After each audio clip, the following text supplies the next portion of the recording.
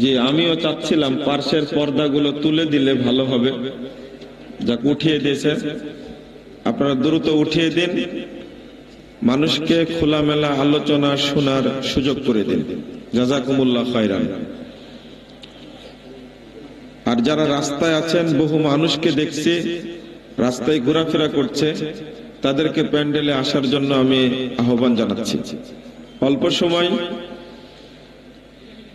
আলোচনা শুনে জ্ঞান অর্জন করে বাস্তব জীবনে প্রতিষ্ঠা করবেন, এই আশা ব্যক্ত করছি। এটা কোনো মিথ্যা তাফসির মাহফিল না, এটা কোনো শিরিক বিদআতের পূজারি কোনো অনুষ্ঠান না।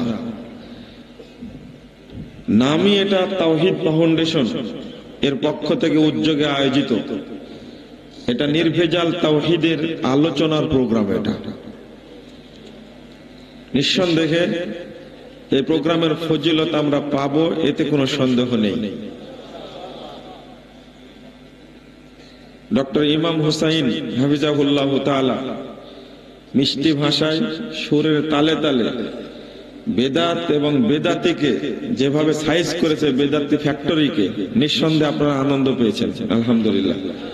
এই আনন্দ শুধু পেলে হবে না, এই সবক নিজ নিজ এলাকায় গিয়ে বাস্তবায়ন করতে হবে।